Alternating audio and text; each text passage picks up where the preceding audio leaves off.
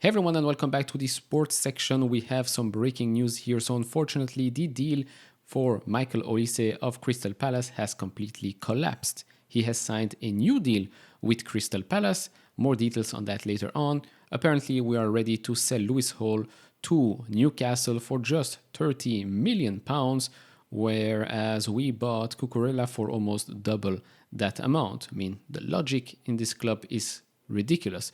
We can have a couple of good days when it comes to transfers, even though we did spend a ludicrous amount of money on a couple of players, and then we go on to do things like that. Approach a player in maybe an illegal way or improper way, sell some of our youngsters for a price that is really a joke in today's market. Also, by the way, apparently Reece James is yet again injured and could be out for a couple of months.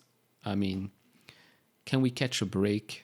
For real? Apparently not. Anyways, let's start with the Michael Olise story. So first up, from Fabrizio Romano, Crystal Palace informed club's lawyer of their intention to consider going to a tribunal with Chelsea over approach for Olise.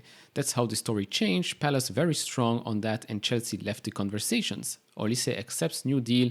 Crystal Palace very happy with that. I can imagine why. More information here from Ed Aarons told that Crystal Palace have discussed going to a tribunal with Chelsea over their approach for Michael Olise. Chairman Steve Parish is said to be unhappy about their conduct.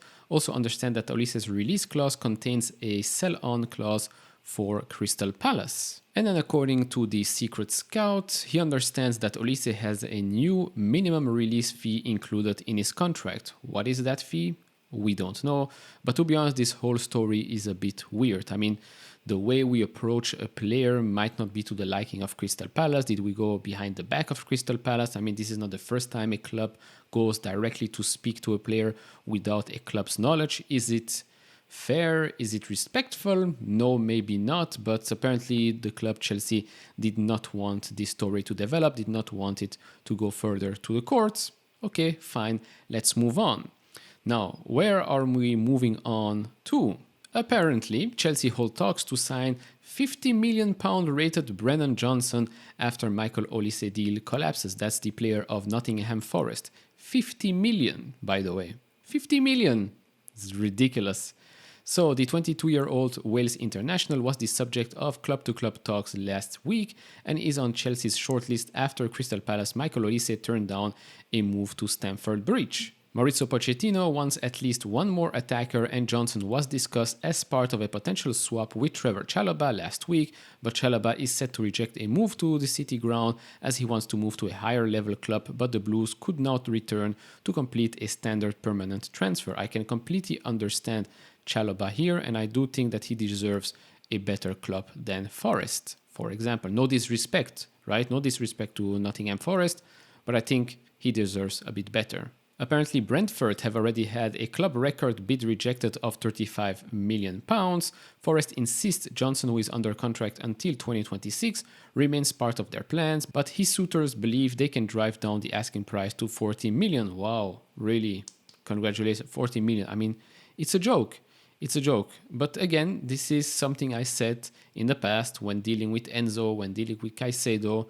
If we are willing to pay the price a club is asking, these ridiculous amounts of money that we've paid, then yes, expect us to pay ludicrous amount of money in the future as well.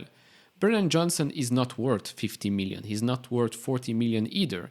I mean, if we price our players at an extremely low valuation, why are we forcing ourselves to buy other players at crazy amounts of money, right? If we're willing to sell Lewis Hall to Newcastle for £30 million, and I understand we need to sell players, we need to have more profits so that we don't get accused by the financial fair play gods, etc., etc. I understand that. But 30 million for Lewis Hall, I mean, to be honest, I know first choice is Chilwell. We also have Ian Maatsen, which, by the way, is probably also on the selling blocks. And then we have Cucurella.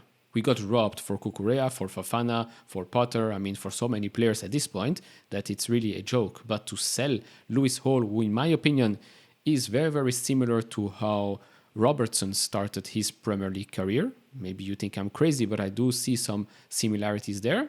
I think he could have been a great second fiddle to Chilwell for this season. But okay, if we want to sell him for 30 million, I mean, it's going to come back and bite us in the you know what.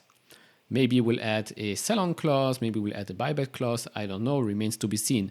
But right now, Michael Olise rejects Chelsea. In my opinion, it's not really reject Chelsea, it's probably Chelsea doesn't want to get into legal troubles, but okay. Reece James, again, injured. I mean, this is crazy.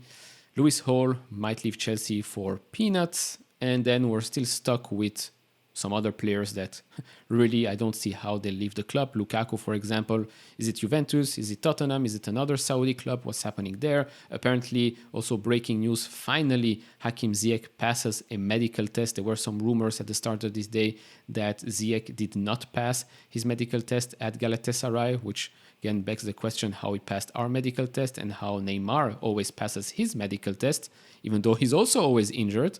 But that's a story for another day.